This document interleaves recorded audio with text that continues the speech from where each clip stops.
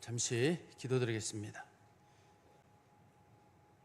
은혜가 풍성하신 하나님 아버지, 연일 더운 날씨 가운데서 저희들을 지켜주시고 또 걸음을 주의 전으로 인도하여 주시고 하나님 앞에 예배하며 또 말씀 듣고 찬양으로 하나님 앞에 영광 돌리게 하신 것 감사합니다.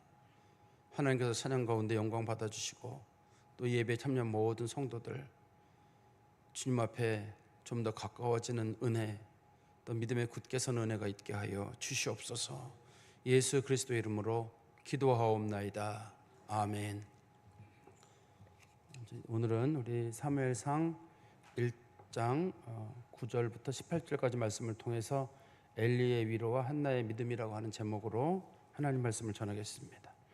제가 지난번에 우리 1절부터 8절까지 말씀을 전했는데요, 그 부분에 대한 제가 설명을 조금만 좀 붙이겠습니다. 이게 성경에서 중요한 거는 개인은 별로 중요하게 역할을 하지 않아요. 개인보다는 하나님의 구원의 역사라고 하는 큰 그림이 더 중요해요.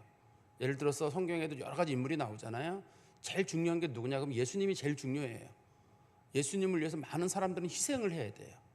예를 들어 성경에 보시면 우리가 모세라는 인물이 있는데, 모세가 굉장히 중요한 인물이거든요. 근데 하나님께서는 모세는 출애굽까지만이 모세의 역할이에요. 모세는 가나안 땅에 못 들어가요. 굉장히 가고 싶어 했거든요. 모세는 딱 거기까지예요. 그러나 이스라엘 백성들을 가나안 땅으로 인도하는 역할은 여호수아에게 맡겨진 일이에요. 또 우리가 잘 아는 대로 다윗 왕이라는 인물이 굉장히 훌륭한 인물이잖아요. 다윗 왕도 성전 건축 재료를 준비하는 데까지만이 다윗의 역할이에요. 그 다음의 역할은 솔로몬이 한 일이에요. 다윗은 자기가 너무너무 하고 싶어가지고, 다윗이 얼마나 하고 싶었는지 그걸 하나님께 아뢰었을 때 주변에 있던 그 나단이라고 하는 선지자가 당신의 마음이 너무 좋다, 하나님이 기뻐하실 것이다 했는데 하나님께서 반대하셨거든요. 마음은 받겠으나 짓는 건 안 된다. 그러니까 다윗의 역할이 어디까지냐면 왕조를 준비하는 데까지가 다윗의 역할이에요.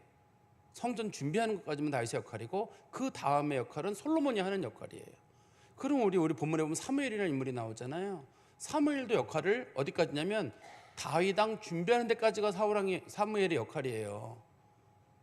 사무엘이라는 인물은 성경에 보면 흠이 별로 없는 인물입니다. 사무엘이 흠이 없는 인물이 성경에 몇 있거든요. 그 중에 있는데 사무엘도 그 중에 한 사람 중에 하나인데, 물론 자식은 못 키웠어요.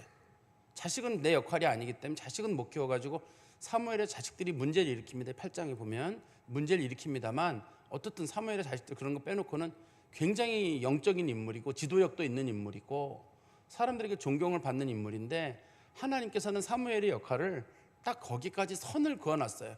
다윗에게 기름 붓는 것까지만. 이게 하나님의 구속사라 그래요. 구속사라 그러고 구원의 역할이라고 하는데, 우리도 마찬가지예요. 우리도 교회를 세우시는 원로 목사님 같이 교회를 세우는 역할이 있고, 또 교회를 또 이렇게 발전시키는 우리의 역할이 있고, 우리가 뭐 교회 세울 때 다들 수고하거든요. 그렇지만 거기까지 우리는 수고하는 것까지가 우리 역할이에요.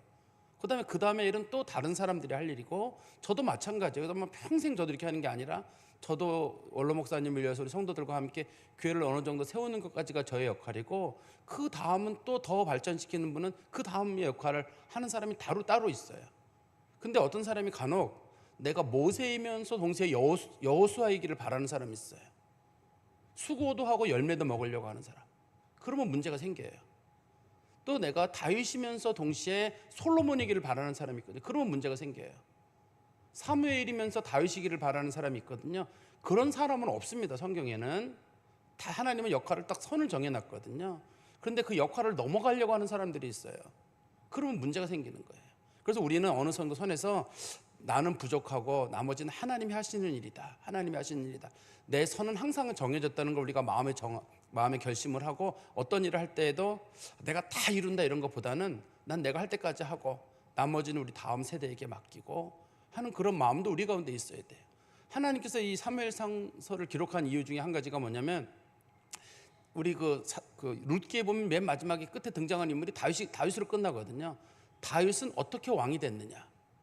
그러면 마지막 사사였던 사무엘을 통해서 하나님이 어떻게 다윗을 세우시는가 하는 게 중요한 역할, 사무엘상의 중요 기록이에요. 그런데 하나님 왕이 둘이었었거든요. 하나는 사울 왕이고 하나는 다윗 왕인데, 왜 사울 왕은 하나님이 세웠는데 왕이 되지 못했는가? 그 사람도 마찬가지로 사무엘이 세운 거잖아요. 하나님의 통해서 기름 부음 받아가지고 세웠지만 왜 한 사람은 못 되고 왜 한 사람은 왕이 돼서 계속적으로 하나님 앞에 나라를 세워가는가? 우리가 찾아보는 거예요. 아, 이런 사람은 안 되는구나. 이런 사람은 하나님이 기뻐하시는구나. 그래서 우리가 다윗이라는 인물을 잘 살펴보는 것도 우리가 이제 필요할 것 같아요. 그 사무엘상 보실 때에도 왜 하나님은 다윗이라는 사람을 통해서 굳이 왜 왕조를 세우셨을까? 어떤 분들은 다윗이 뭐 회개를 잘했다. 회개를 잘했다는 말은 죄를 많이 졌다는 뜻이기도 하기 때문에 동시에 회개를 잘했다는 것만으로는 안 되거든요. 다윗이 노래를 잘했다. 노래를 잘한 건 선천적인 거 아니겠어요?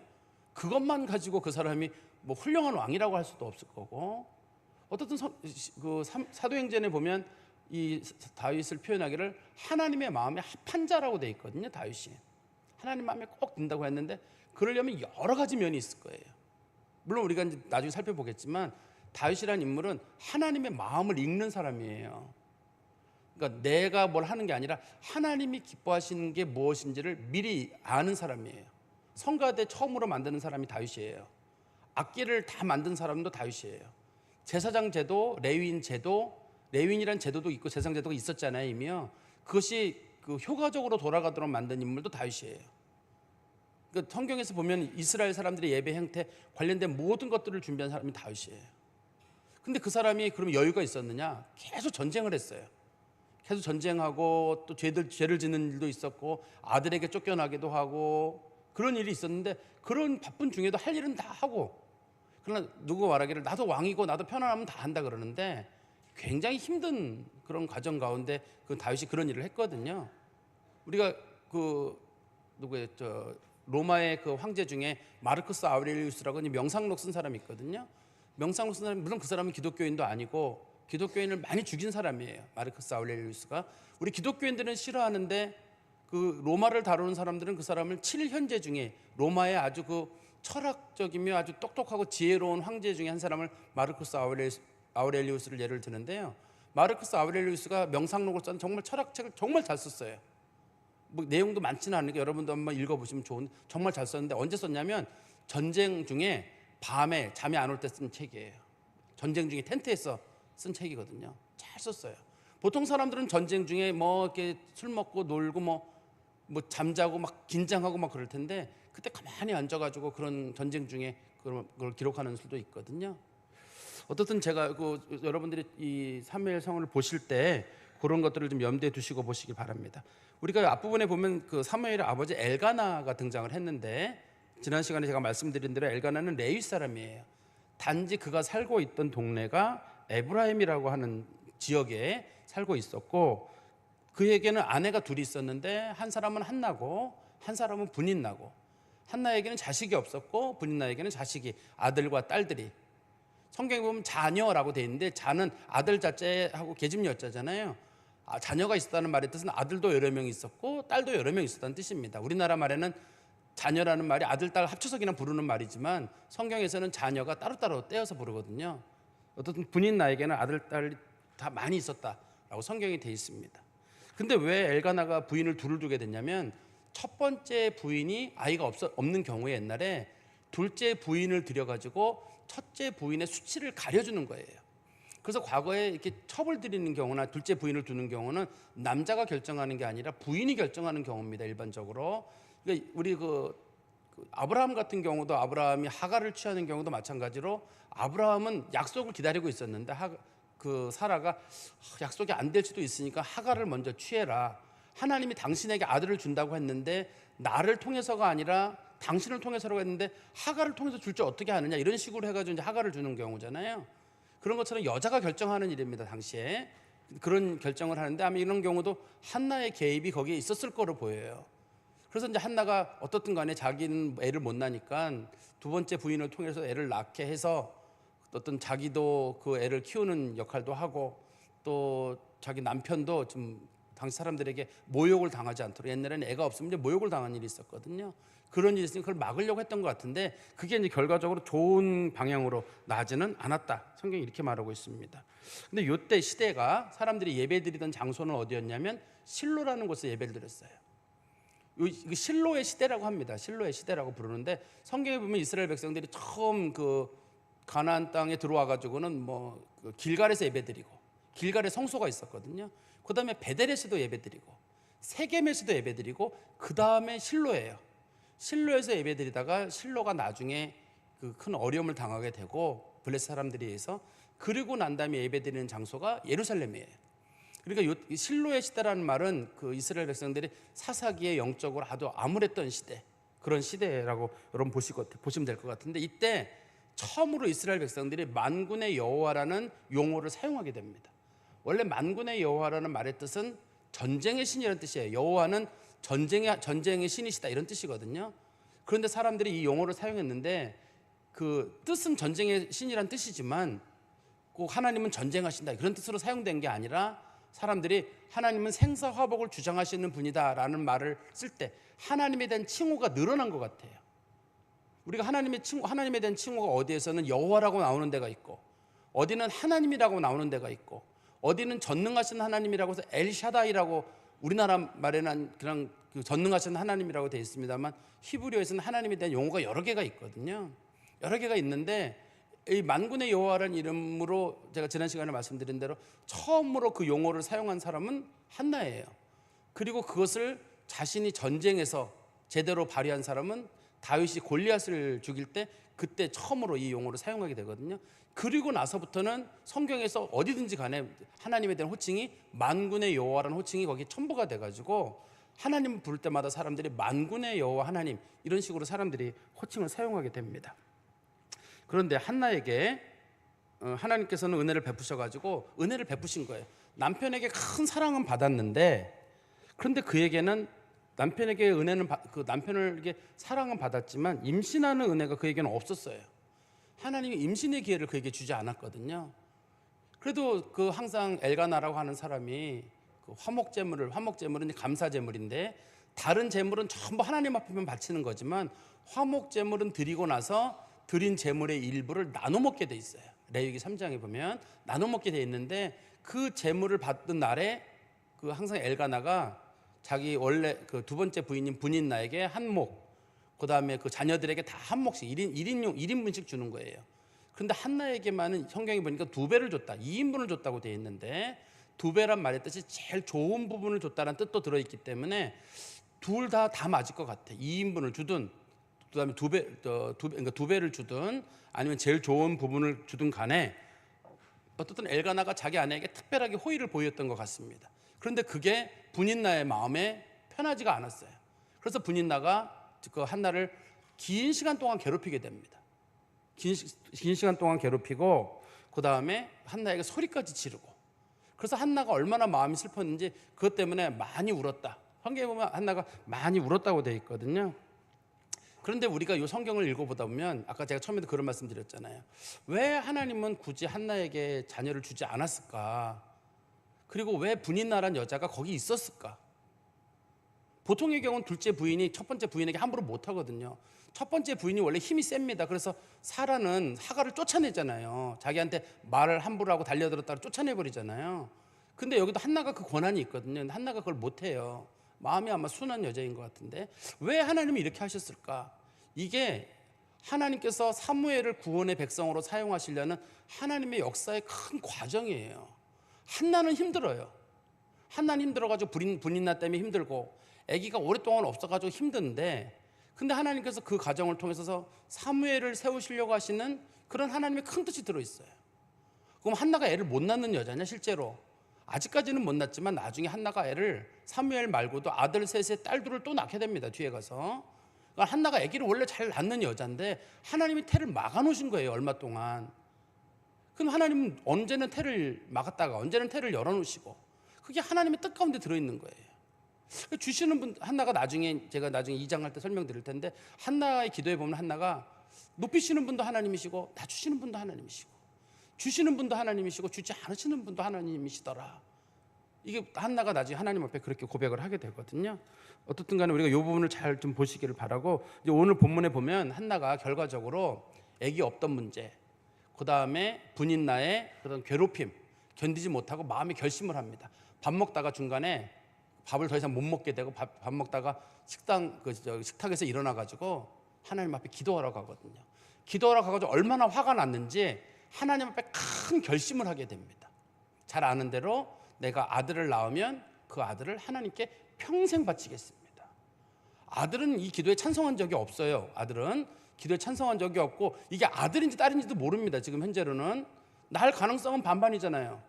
근데 하나님께서 아들을 주시면 내가 그 아들을 하나님께 바치겠습니다라고 하는데 그날 한나가 마음이 얼마나 힘들었는지 우리가 알 수 있어요.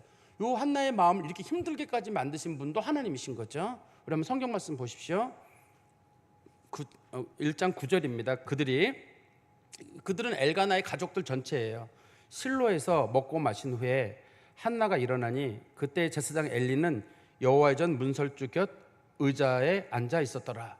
여기 보니까 그들이 어디서 식사를 했다고 되어 있냐면 실로에서 먹고 마셨다라고 말하는 걸 보니까 그들이 그 하나님 앞에 감사 예물, 성경에서는 화목 제물이라고 불려지는데 화목 제물을 드리고 나서 음식을 먹고 마시고 있는 중이었던 거로 보입니다. 그때가.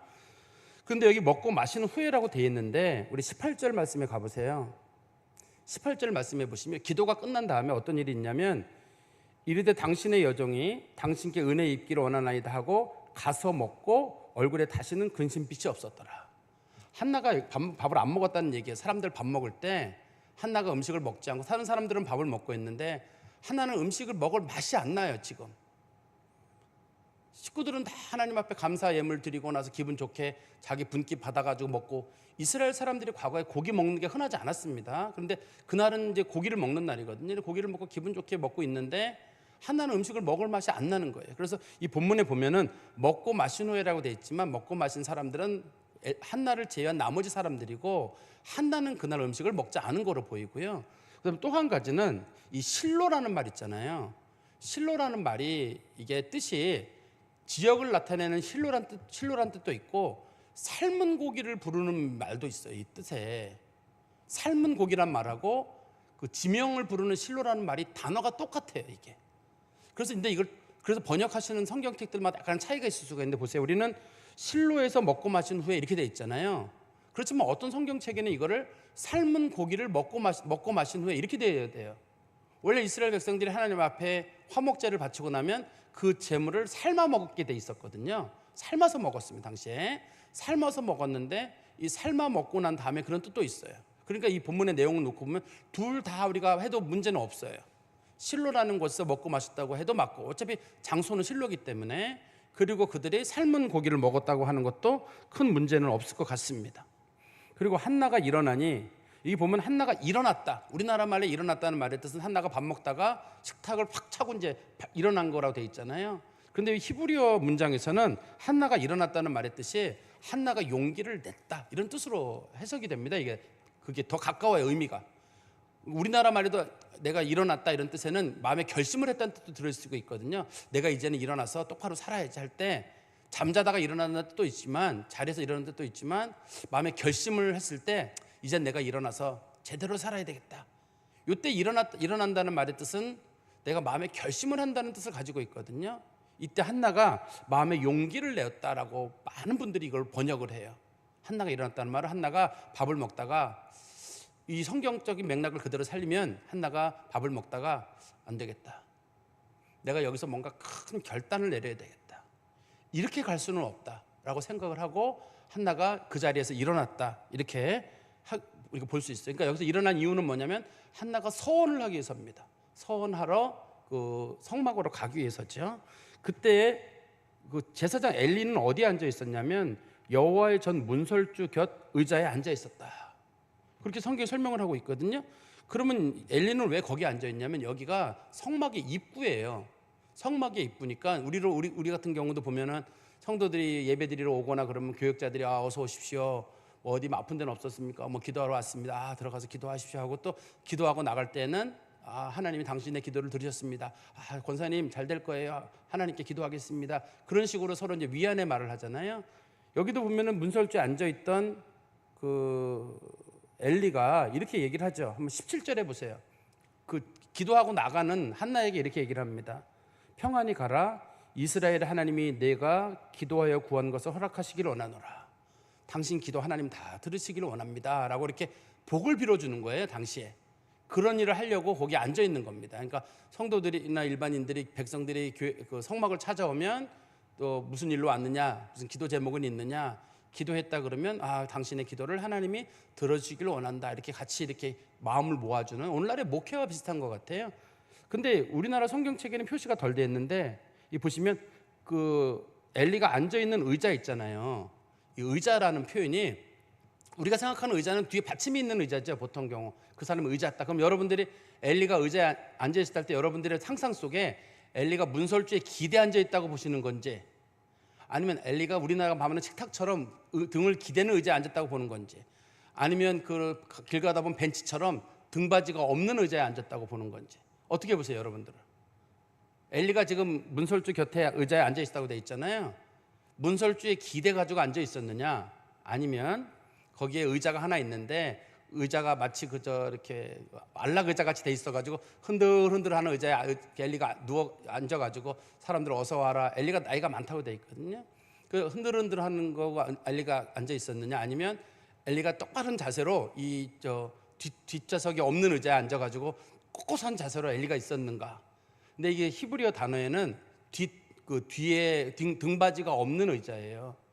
우리 나중에 한번 성경 말씀 보시면, 우리 한번 보세요. 그 4장 18절에 보시면 엘리가 죽던 날이 나옵니다. 엘리가 죽던 날, 4장 18절입니다. 하나님의 괴를 말할 때 엘리가 자기 의자에서 뒤로 넘어져 문 곁에서 목이 부러져 죽었으니 나이가 많고 비대한 까닭이라. 그가 이스라엘의 사사가 된 지 40년이었더라.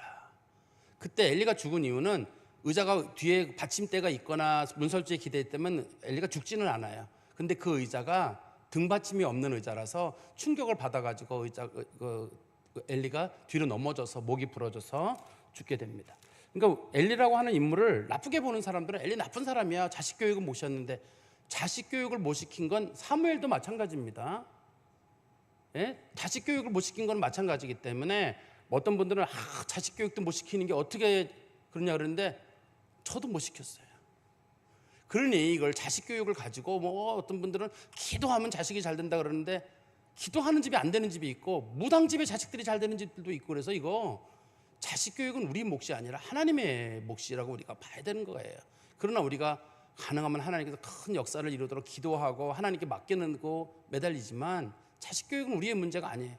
근데 엘리를 나쁘게 보는 사람들은 엘리가 자기 자식들이 그렇게 잘못했는데 제대로 잔소리도 안 하고 엄하게 꾸짖고 막 했었어야 되는데, 그러는데, 그러면 사무엘은요? 사무엘의 아들들이 뒤에 가면은 뇌물 받고 그래가지고 사람들이 사무엘 아들들 때문에 왕이 세워지게 되는 거잖아요. 당신의 아들들이 재판을 굽게 하고 자꾸 재판할 때마다 뇌물을 받고 있으니 당신 아들들 때문에 우리가 더 이상 안 되겠다, 이제는 왕 세워달라고 부탁하거든요.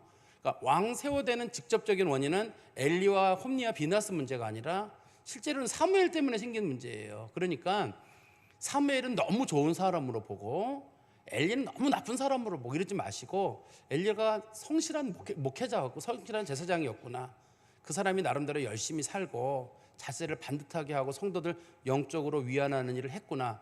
근데 그 아들들은 그 아버지를 따라가지 못했구나. 참 가슴 아픈 일이다. 이렇게 봐야지, 막 자식들하고 부모를 막 연결해가지고 막 보고, 저 자식이 정도면 지 애비는 어떻게 했느냐, 저 부모가 저 모양이면 자식은 어떻게 했느냐, 막 이런 식으로 싸잡아가지고 우리가 보는 그런 것들은 좀 너무 과하지 않나 하는 그런 생각이 듭니다. 우리 10절입니다. 한나가 마음이 괴로워서 여호와께 기도하고 통곡했다. 여기 보니까 지금 마음이 괴로웠다고 되어 있는데, 여러분 영어 성경책을 혹시 가지고 계신 분들이 보시면 이거 마음이 괴로웠다는 말을 영혼이 쓰렸다 이렇게 돼 있어요. 그러니까 몸과 마음이 아주 아프고, 마음이 아프면 몸도 아프잖아요. 몸과 마음이 아주 아프고 견디기 어려운 그런 상태에 있었는데, 그때 한나가 어떻게 했냐면 기도하고 통곡했다. 하나님 앞에 울었다고 돼 있어요. 근데 뒤에 보면 나오지만 한나의 특징이 울음을 바깥으로 내지 않는 성격이에요. 우리는 보통 울었다 그러면 한나가 막 울면서, 아버지요, 왜 어떻게 이런 일이 있습니까? 분 있나? 그 여자분이 저를 이렇게 만들어가지고 어떻게 저쩌고 이러면서 이제 막 욕을 해가면서 이랬을 거란 말이에요. 우리가 생각할 때는 통곡이라는 말에 그런 뜻이 들어있으니까요. 근데 한나는 기도의 특징이 입을 열지 않는 기도의 특징이에요. 절대 입을 열지 않아요. 너무 힘들어가지고 자기의 힘든 상황을 하나님 앞에만 아뢰지 사람들 앞에는 절대 말하지 않습니다. 왜 이렇게 한나가 근데 이 어려운 상황을 하나님께 기도하게 되냐면 임신하지 못하게 하신 분도 하나님이시고 임신하게 하실 분도 하나님이라고 믿었기 때문에 그래요. 이거를 왜냐하면 자기가 만약에 자기가 그 아기 못 낳는 문제가 이거는 뭐 자연적인 문제다 그러면 하나님 찾아갈 필요가 없죠. 그렇지만 자기가 볼 때는 이거 안 주신 것도 하나님의 뜻인데 분명히 주고는 안 주고의 문제는 하나님이 해결하시는 문제인데 그러니까 그 밥 먹다가 못 견디고 나와가지고 하나님 앞에 기도를 하는 겁니다. 11절입니다. 소원하여 이르되 만군의 여호와여 만일 주의 여종의 고통을 돌아보시고 나를 기억하사 주의 여종을 잊지 아니하시고 주의 여종에게 아들을 주시면 내가 그의 평생에 그를 여호와께 드리고 삭도를 그의 머리에 대지 아니하겠나이다. 여기 보니까 한나가 하나님 앞에 기도하는데 소원을 하는 거잖아요. 약속을 하는 거예요. 우리 이제 목회자들 중에도 보면 그런 사람들 제법 돼요. 부모님들이 우리 애가 태어나면 우리 애를 내가 하나님께 바치겠습니다. 저희도 저희 어머니도 그런 분 중에 한 분이셨다고 하시는데요. 다른 분들 중에도 그런 분들이 있어요. 그런 분들이 있어서 자녀들의 의견과는 별로 상관이 없어가지고 어떤 분들은 자녀들이 그 서원과 좀 맞아야 되는데 간혹 이제 그 신학교에 가면 교수님들이 그런 얘기를 하거든요. 그 부모가 서원해서 온 애들 치고 제대로 된 애가 없다 이렇게 얘기하시는 분들이 있어요. 왜냐하면 본인은 전혀 원하지 않았는데 부모님들은 내가 소원했으니까 너 가라 이렇게 해서 갔다는 거죠. 본인의 마음속에 소명이 있어야 되는데 본인의 소명은 없이 부모님이 목사님이어서 왔다든지 뭐 부모님이 장로님이어서 왔다 이런 친구들이 제법 많아요. 근데 보면 실제로 또 이렇게 보면 좀 나이론 같은 분들이 제법 있어요. 또 그 중에는 그래서 아마 이제 그런 말씀을 하신지는 모르겠는데 사무엘 같은 경우는 사무엘이 어린 나이지만 어머니가 했던 그 소원을 자기가 받아들이는 것 같아요. 그래서 어머니가 아들에게 너 성막에 가서 살아라. 성막에 가서 자기가 생활하고 자기도 그 소명을 받아들이는데 원래 소명이라고 하는 거는 하나님이 주신 소명도 있고 또 내가 하나님 앞에 부름 받았다고 하는 그런 확신도 있어야 되고 또 소명은 세 번째는 주변에 있는 사람들이 봤을 때도 저 사람은 참 목회자가 적합하다 이런 식으로 좀 뭔가 좀 얘기들이 있어야 돼요. 원래 소명은 내가 혼자 막 된다고 하는데 사람들이 아이고 저놈 되면 큰일 나는데 이런 사람이 있을 수가 있거든요. 이런 사람이 있어야 되는데 그렇지 않은 사람들 저도 언제 한번 말씀드렸는데 제가 어느 대학에 과거에 이제 이력서를 내는 일이 있었거든요. 이력서를 내는 일이 있었는데 그래서 이제 어렸을 때부터 그거 있죠. 생활기록부를 쭉 뛸 일이 초등학교 때부터 요구하는 학교가 있었어요. 어느 대학 그 교수 뽑는 일에. 그래서 이제 이력서를 냈는데 그 아침 생활기록부 쭉 보다 보니까 어떤 해에는 머리는 좋으나 나쁜 데 씁니다. 그게 있더라고요. 어떤 한 해에. 그게 한 해가 있었는데 대부분의 해에는 성품이 온순하고 목회자에 적합합니다. 선생님들이 이렇게 쭉 써주셨더라고요. 제가 아마 그때 당시에 또 꿈이 아마 목회자라고 일찍 얘기해서 그랬나 봐요. 선생님들께서 쭉 써주셔가지고 다행이다. 거기에 만약에 나쁜 얘기가 들어있어가지고 너무 나쁜 길로 가지 않길 바란다든지 성격이 모질고 악하다 이렇게 막 들어있었으면 진짜 뭐 문제가 있었을 것 같은데 어떻든 간에요. 그래서 한나가 하나님 앞에 서원을 하게 되는데요.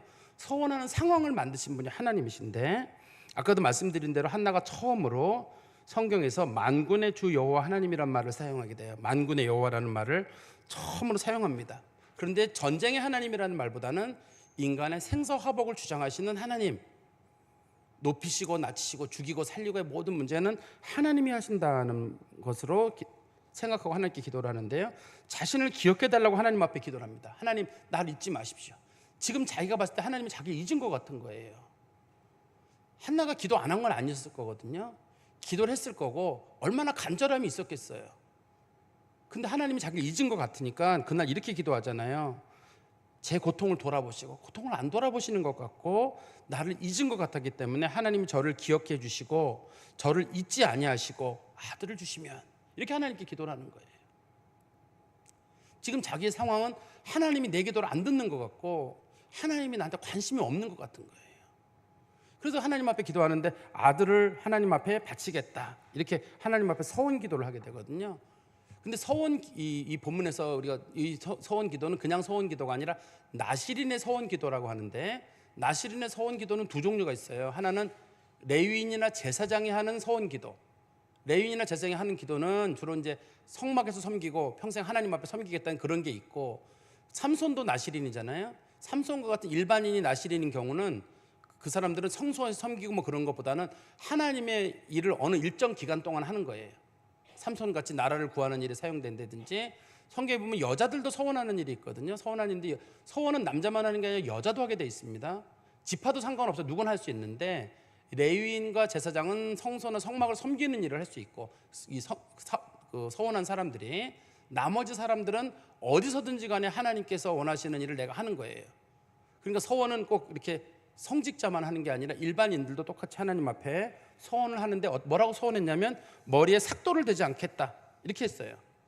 원래 나시린의 규정에는, 그 우리 성경에 나와 있는 나시린의 규정에 보면은 이게 민수기 6장에 나오거든요. 민수기 6장에 보면 나시린의 서원 규정에 보면 뭐 하지 말라고 돼 있냐면, 술 먹으면 안 되고, 포도주 같은 거 절대 먹으면 안 되고, 머리카락 자르면 안 되고, 그다음에 죽은 시체 만지면 안 되고, 이런 몇 가지 규정이 들어 있는데, 사무엘은 엄마가 뭐라고 했나 보세요. 거기 용어 앞에 그의 평생이라는 말을 집어넣었어요.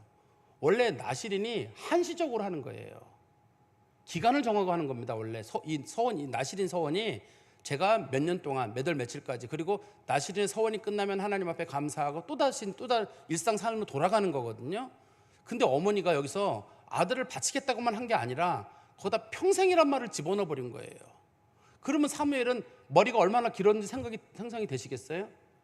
사무엘이 옛날 나이 기준으로 100살 살았다 그러면 평생 그 수염 한 번 안 자르고 머리카락 한 번 안 자르고, 누가 죽었다 그래도 가면 안 되거든요. 나시린은 누구 죽었다 그래도 가면 안 돼. 가족 중에 어머니 죽었다 그러나 아버지 죽었다 그래도 가면 안 되거든요. 특별히 없으면 가면 안 되고, 이 뭐 정말 뭐 건포도, 포도주, 뭐 포자 들어가는 거는 씨앗도 먹으면 안 되거든요. 그러니까 사무엘이 참 어머니의 이 기도 때문에 사무엘의 인생은 좀 빡빡하지 않았을까 하는 그런 생각이 좀 듭니다. 어떻든 간에 이렇게 한나가 이렇게 기도한 이유는 뭐냐면, 이 모든 문제를 해결하실 분이 하나님이라고 봤기 때문에 한나가 이렇게 기도하는 것이 아닌가 하는 생각이 듭니다. 우리 12절 말씀해 보세요. 그가 여호와 앞에 오래 기도하는 동안에 엘리가 그의 입을 주목한 자. 우리 여호와 앞에란 말의 뜻이 두 가지가 있어요. 하나는 내가 기도할 때 하나님께서 앞에 계신 줄 믿고 기도하는 게 한 가지예요. 두 번째는 이 성경에서 여호와 앞에라는 말의 뜻이 내가 다른 거 신경 쓰지 않고 마음을 집중해서, 이런 뜻도 들어있어요. 하나님 앞에라는 뜻은 너 하나님 앞에 똑바로 행해라, 그런 뜻은 하나님 다 보고 계시니까 조심해라, 이런 뜻도 있지만, 다른 거 신경 쓰지 말고 오로지 하나님 앞에만 집중해라. 그래서 이 본문에서 보면 한나의 기도의 특징이 여호와 앞에, 그러니까 아직 다른 거 신경 쓰지 않고 오로지 하나님 앞에만 하는 겁니다. 이게 무슨 뜻이냐면, 이 본문에 보면은 바깥에 그 엘리가 있었거든요. 엘리가 움직였을 거예요. 저 여자가 말을 하나 안 하나 지켜보고, 또 두 번째는 기도를 얼마나 했냐면 오랜 기간 동안 했다고 돼 있잖아요. 긴 시간 동안 기도를 한 거거든요. 그래서 엘리가 봤을 때 저 여자가 분명히 자고 있다라고 본 거예요. 자고 있다고 본 건데, 그렇게 하나님 앞에 집중해가지고 오랫동안 마치 남들이 봤을 땐 자는 것처럼 보이는 그 긴 시간 동안 기도를 하고 있는데, 얼마나 하나님 앞에 집중을 하고 있었는지 우리가 볼 수 있어요. 그러니까 한나의 기도가 화가 나가지고 막 뭐 소리 지르고 하나님 내가 아들 바치고 말죠 뭐 이렇게 하는 게 아니라, 아들의 인생이 걸려 있는 거잖아요. 신중하고 자신의 인생을 걸고 아들의 인생을 걸고 하나님 앞에 여기서 지금 기도하는 겁니다. 그런데 얼마나 기도를 열심히 했는지 성경 말씀 다시 보시면 13절 보세요. 한나가 속으로 말하매 입술만 움직이고 음성은 들리지 아니하므로 엘리는 그가 취한 줄로 생각한지라.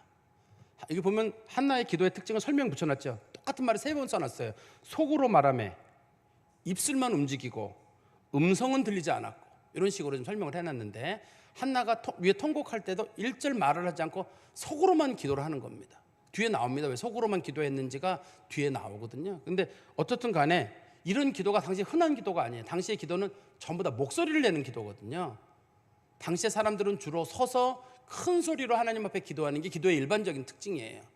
그런데 한나가 이날 기도할 때는 자기 마음에 맺힌 것들을 지금 기도하는 거거든요. 이제 맺힌 거에는 분명히 아마 분인나에 문제가 있었을 거예요. 분인나가 자기한테 욕했던 거 뭐 그걸 다 하나님 앞에 얘기해야 되는데, 그걸 옆에서 누가 들으면은 조심스러우니까 그냥 하나님 앞에 기도하니까 말을 하지 못하고 속으로만 한나가 기도를 했는데, 지금 한나가 이렇게 기도한 이유는 한나가 좀 하나님 앞에 어떤 가지고 있는 기도의 어떤 뜨거움과 열심 때문에 그런 것 같아요.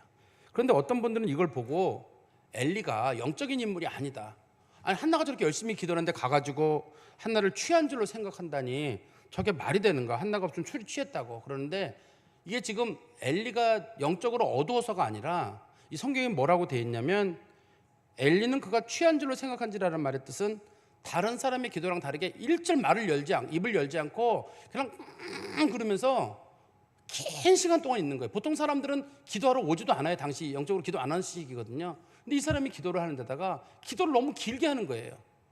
사람들이 기도하는 동안에 엘리가 바깥에서 기다리잖아요. 지금 그 사람이 나갈 때 하나님이 내 기도를 들어주신다 얘기해 주려고 기다리고 있어야 되는데 안 나오는 거예요. 한번 생각해 보세요. 제가 바깥에서 이제 성도들 가실 때 막 악수하면서 안녕히 가서 했는데 누가 한 2시간 동안 앉아가지고 안 나간다. 그러면 어떻게 되겠어요? 최근에도 우리 그런 일이 한 번 있었고 새벽 예배 6시 반쯤 되면 제가 이제 교회에서 나가는데 어떤 분이 기도하시다가 8시에 나가겠습니다. 그렇게 하신 분이 최근에 계시거든요. 8시에 나가신다고. 그러면 8시 될 때까지 교회 문을 다 열어놓고 있어야 되잖아요. 교회가 새벽에 보면 커피 드시러 오시는 분들, 화장실 사용하시는 분들이 여러분들이 계시거든요. 교회에. 그래서 교회가 새벽 되면 문을 다 잠가두거든요. 다시 잠가두는데 그런 분들이 계신 경우는 저도 아이고 8시까지는 좀 길지 않나 이렇게 생각을 한 적이 있었거든요. 근데 여기도 지금 엘리가 봤을 때는 아니 이 사람이 기도를 하다 좀 말아야 되는데 너무 기도를 길게 하고 아니 말을 하면 차라리 기도하는 줄 알 텐데 말도 한마디도 하지 않고 그냥 끙끙거리고 앉아 있으니까 엘리가 볼 때 아 저 술 먹고 저 자나 보다 저 여자가. 그러니까 이제 엘리가 저 여자에게 그 술 취한 줄로 생각하니까 엘리가 14절에 이렇게 말하죠. 한번 14절에 보세요. 엘리가 그에게 이르되 내가 언제까지 취하여 있겠느냐 포도주를 끊으라. 이 말이 너 술 먹었구나 이런 뜻이 아니라 엘리가 엄청나게 심한 말을 한 겁니다. 이게 이 말이 이게 우리가 볼 때는 너 교회 술 먹고 돌아다니지 마 이런 말이 아니라 엘리의 말 속에는 거기에 감정이 들어 있어요. 감정이 들어 있어 가지고 그 뒤에도 보면 설명이 나와요. 엘리가 어떻게 이렇게 하나님 앞에서 술 먹고 들어와서 앉아가지고 어떻게 저렇게 할 수 있냐. 우리로 말하면 어떤 분이 교회 왔는데 술 거나하게 취해가지고 와가지고 아버지 그러는 것처럼 막 얘기하고 하루 종일 있다가 또 교회에서 자고 가면 안 되냐고 그러고 이런 다음 사람들이 아니 기도하는 건 좋은데 교회 와서 술 먹고 자고 뭐 저렇게 큰 소리 지르고 저건 아니지 않느냐 이럴 수 있잖아요. 근데 그거는 그냥 술 먹은 거에 대한 얘기인데 여기서는 엘리는 거기에 좀 감정적인 내용이 실려 있어가지고 한나를 뭐로 본 거냐면 상당히 부정적이고 몰상식한 여자로 본 거예요. 아니 어떻게 하나님의 성막에 들어와가지고 이 성막에 들어와가지고 어떻게 저런 식으로 기도하고 저런 식인 태도를 보일 수 있는가. 그러니까 그 얘기를 듣고 한나가 한마디를 하죠. 뭐라고 얘기하냐면 15절입니다. 한나가 대답하여 이르되 내 주여 그렇지 아니하니이다. 저 술 먹은 거 아닙니다 라고 얘기를 하고 나는 마음이 슬픈 여자라. 마음이 슬픈 여자란 말의 뜻은 이 인생이 고단하고 힘들다는 뜻이에요. 단지 슬프다는 말의 뜻이 저 마음에 슬픈 일이 있어요 이렇게 얘기하는 게 아니라 저 정말 인생이 아주 힘겹고 어려운 고통스러운 시간을 보내고 있습니다. 그렇게 말하고 나서 제가 포도주나 독주를 마신 것이 아니요 여호와 앞에 내 심정을 통한 것뿐이다. 하나님 앞에 내 마음에 맺힌 심령을 통했다는 말은 내 마음속에 맺힌 거 있잖아요. 사람들에게 들리면 안 돼요. 이게 엘리에게 들리면 안 되기 때문에 자기 속에 맺힌 그 힘든 얘기를 하나님 앞에 지금 하고 있는 거거든요. 지금 그러니까 한나가 소리를 내지 않는 이유는 무슨 뭐 특별한 기도에서가 아니라 이 얘기를 엘리가 들으면 안 돼요. 자기 마음속에 맺힌 것들인데 주로 맺힌 건 여기는 분인나와의 문제였을 거예요. 분인나와의 문제는 분인나가 지속적으로 자기에게 욕하고 자기를 괴롭히고 소리 지르고 그러니까 한나 그걸 참지 못하는데 그 나쁜 자매 저 나쁜 자매를 하나님께서 혼을 내달라고 한다든지 뭐 이런 식의 얘기가 아마 거기 들어있었는데 그 옆에 듣는 사람들은 어떻게 기도하다가 저렇게 거칠게 얘기를 하느냐. 근데 이제 한나 입장에서는 그 마음에 답답한 얘기인데 그 누구한테 해요? 하나님 앞에 자기가 해야 되겠다는 마음 때문에 한나가 그렇게 얘기를 한 거죠. 그리고 16절에 그 엘리가 말했던 네가 언제까지 취하겠느냐 포도주를 끊으란 말을 한나가 어떻게 받아들였냐면 한번 보세요. 당신의 여종을 악한 여자로 여기지 마옵소서. 이게 악한 여자로 여기지 마옵소서란 말했듯이 악한 여자란 말이 우리 신약 성경에 보면 사람들을 아주 나쁜 사람 하나님의 언약에서 끊어진 사람들을 뭐라고 부르냐면 벨리알의 자식들이라고 부릅니다. 성경에서 벨리알이 그 사탄을 나타내기도 하거든요. 때로는요. 그런데 보통 성경에서는 하나님의 언약에서 떨어진 사람들을 부를 때 그 용어가 사용돼요. 벨리알의 아들들이라는 용어로 사용되는데 이 본문에서는 벨리알의 딸로 여기지 마십시오라고 돼 있어요. 원문에는요. 그러니까 한나가 뭐로 받아들인 거냐면, 저는 하나님의 언약에서 떨어지고, 엘리가 한 말을, 저 여자가 하나님의 언약에 떨어지고 저주받을 여자다, 이렇게 했다고 한나가 받아들인 거예요. 그 사실을 받아들인 건데, 우리 한번 2장 12절에 보세요. 2장 12절에 보시면 엘리의 아들들은 행실이 나빠 여호와를 알지 못하더라. 여기 행실이 나빠라는 말 있잖아요. 요거는 벨리알의 아들이란 뜻이에요. 그렇지만 우리 1장 16절에 악한 여자는 벨리알의 딸이란 말이에요. 그 히브리어로는 그렇게 돼 있어요. 그러니까 악한 여자란 말의 뜻은 하나님의 언약에서 떠나고 영원히 저주받을 여자, 이런 뜻인데, 이 2장 12절에 가면 엘리의 아들들은 행실이 나빴다. 그들은 하나님의 언약 관계에서 떨어지고 영원히 저주받을 자들이었더라. 이 성경을 보면 엘리가 한 가지 몰랐던 게 있어요. 자기 자식들이 그렇게까지 간 걸 몰랐던 것 같아요. 사실은 한나가 그런 여자가 아니라 엘리의 아들들 홈니와 비느하스가 하나님 앞에 버림받아가지고 저주를 받고 있는데, 그 아버지가 자기 자식들이 거기까지 간 줄을 몰랐던 것 같아요. 우리로 말하면 분명히 하나님 앞에 지옥 백성이 됐는데 그거를 부모가 몰랐다, 이렇게 보는 거로 맞을 것 같아요. 사실 우리도 조심스러워요. 저도 목회자로서 우리 회개합시다. 사람들이 이 세상은 썩었습니다, 우리는 회개해야 됩니다, 한국 기독교가 문제입니다, 이렇게 얘기를 하는데, 그런 사람들은 다 문제가 있어요. 나는 아니란 얘기거든요.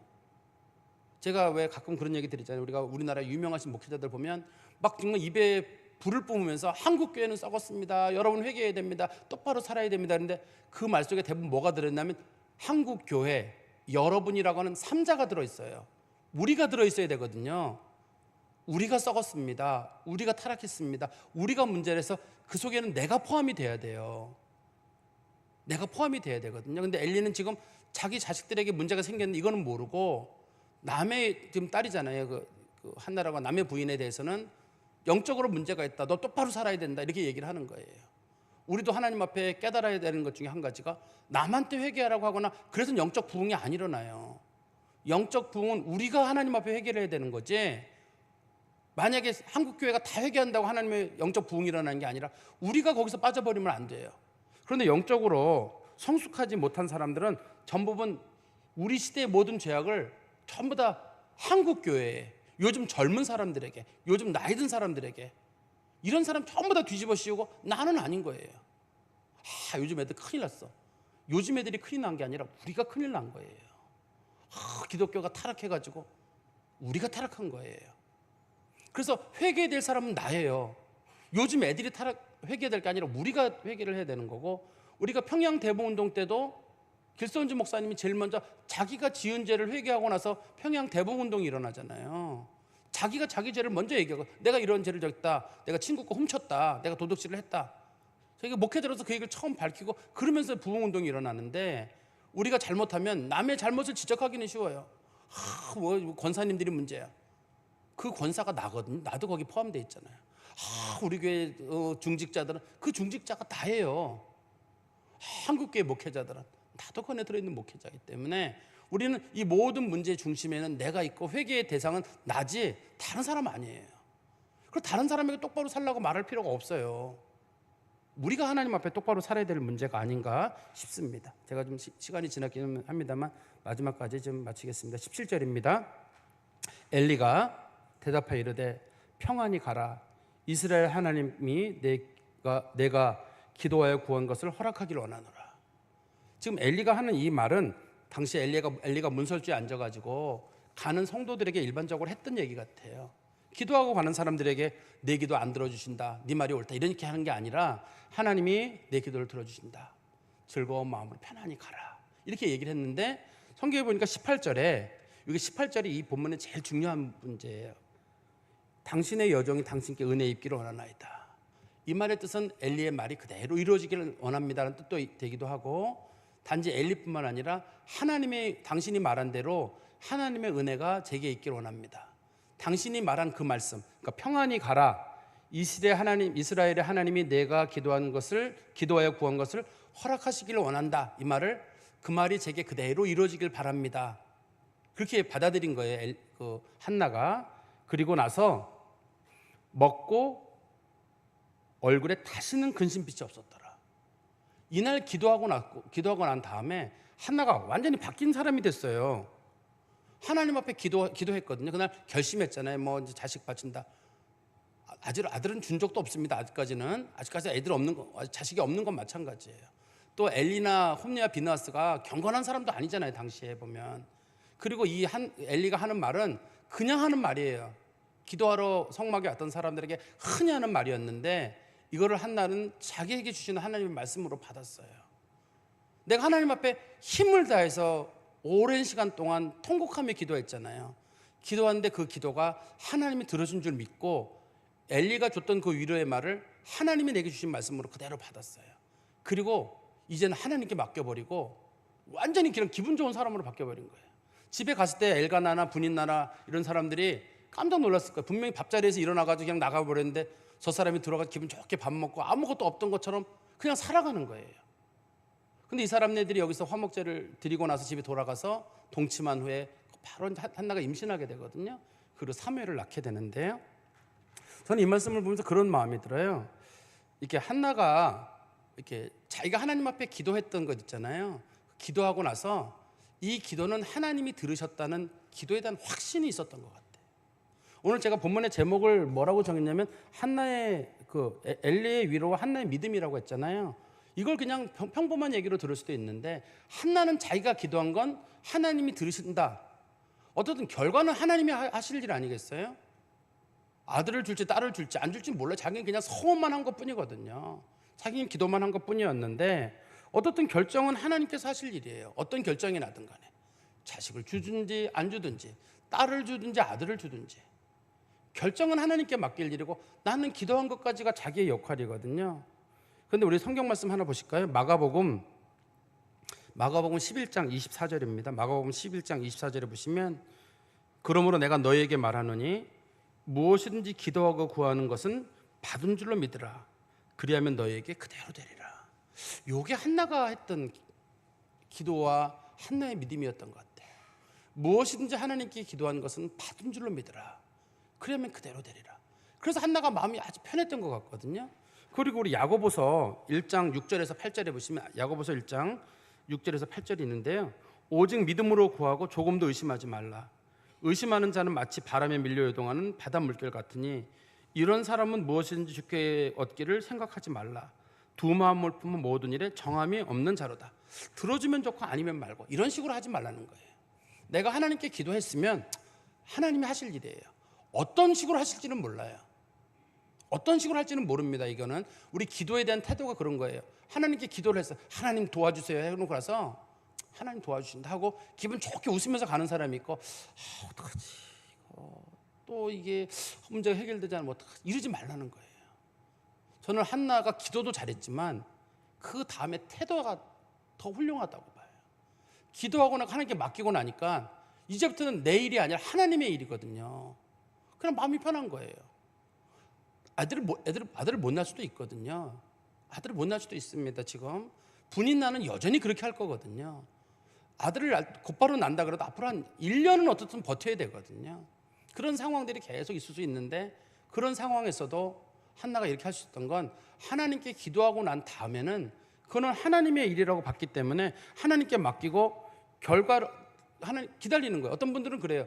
결과를 내가 바꾸지 못해가지고 막 안달이 나 있는 게 막 이렇게 돼야 되는데 저렇게 돼야 되는데 결과는 하나님이 하실 일이잖아요. 근데 우리는 결과가 내가 원하는 방향으로 안 될까 봐 마음이 막 조란해가지고 이거 하나님 실수하셔가지고 이렇게 안 하면 안 되는데 이거 내가 원하는 방향으로만 꼭 가야 되는데 그러니까 마음이 불안한 거예요. 그냥 기도하고 저도 이 말씀을 준비하면서 마음속에 나도 이런 마음을 가져야 되겠다. 어떤 중요한 문제를 놓고도 하나님 앞에 간절히 기도하고 기분 좋게 목사님 문제 해결됐습니까? 뭐 해결은 모르겠는데 기도는 했습니다. 저는 기도했습니다. 하나님. 그래도 그 사람이 살 수 있을까요? 기도했습니다. 하나님께서 하실 일입니다. 그러니까 결과를 내가 바꾸고 내가 원하는 방향으로 가서는 문제가 아니라 하나님께 기도한 건 하나님이 하시는 줄 믿고 믿음으로 돌아가는 자세예요. 그게 한나가 가지고 있는 마음이 아닌가 싶습니다. 제가 말씀에 결론을 맺으면 여기서 우리가 두 가지를 볼 수 있는데, 한나의 기도의 특징이 여호와 앞에 오래 기도했던 것, 자신의 힘을 다 모아서 신중하게 하나님 앞에 가슴을 모아서 기도했던 것, 그게 한나의 기도의 특징이 아닌가 싶어요. 기도는 그렇게 하는 것 같아요. 마음을 모아서 하나님 앞에 정말 주변 사람들 신경 쓰지 않고 하나님 앞에 전심 마음으로 긴 시간을 기도했던 것. 두 번째는 기도하는 사람은 참 많아요. 기도 잘하는 사람도 제가 많이 봐요. 그런데 맡기고 기다리는 사람을 많이 못 봤어요. 예? 하나님 앞에 10시간, 20시간, 수백 시간을 기도하는 건 좋은데, 그 기도하는 것에 대해서 하나님이 하신다고 하고 맡기고 기다리는 거, 그거까지 기도잖아요. 한나라는 사람이 왜 그렇게 하나님 앞에 위대한 인물로, 믿음의 사람으로 부름을 받는가, 왜 그의 아들은 그렇게 믿음으로 훌륭한 사람으로 자라가는가 할 때, 이 사람은 하나님께 기도한 건 하나님이 최고를 주시는 줄 알고 기다렸구나. 주시는 분도 하나님이시고 거두시는 분도 하나님이시고, 뒤에 2장에 보면 나오거든요. 한나가 그렇게 하나님 앞에 기도할 수 있었던 건 한나가 가지고 있는 하나님 앞에 특별한 믿음의 자세가 아닌가 싶습니다. 우리도 하나님 앞에 여러분이 뭘 기도하시는지 간에 그냥 툭툭 던지지 마시고 신중하게 기도하시되, 기도하신 건 하나님 다 들으신 줄 알고, 이 한나가 보인 태도처럼 다시는 근심 빛이 없더라, 이런 마음으로 사시는 성도 되시기를 간절히 소망합니다. 기도하겠습니다. 하나님 아버지, 주님 은혜 감사합니다. 하나님께서는 사람을 낮추기도 하시고 높이기도 하셔서 하나님의 뜻을 이루시는 줄 저희가 믿습니다. 우리는 세상이 내 마음대로 돌아가지 않고 어떤 일들이 빨리 진행되지 않아서 가슴 졸이고 늘 답답할 때가 있습니다. 그래서 우리는 기도하고 하나님께 맡기지만 여전히 불안하고 늘 낙심합니다. 그런데 오늘 한나를 보니 정말 결심하고 하나님 앞에 기도한 후에 엘리의 위로의 말씀을 듣고 하나님이 내 기도를 들으시길 원한다 하는 위로의 말을 듣고 일상의 삶으로 돌아가서 다시는 얼굴에 근심의 빛을 띠지 않았다고 했습니다.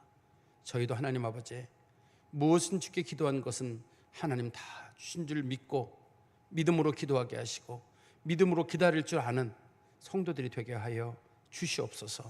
예수 그리스도의 이름으로 기도하옵나이다. 아멘.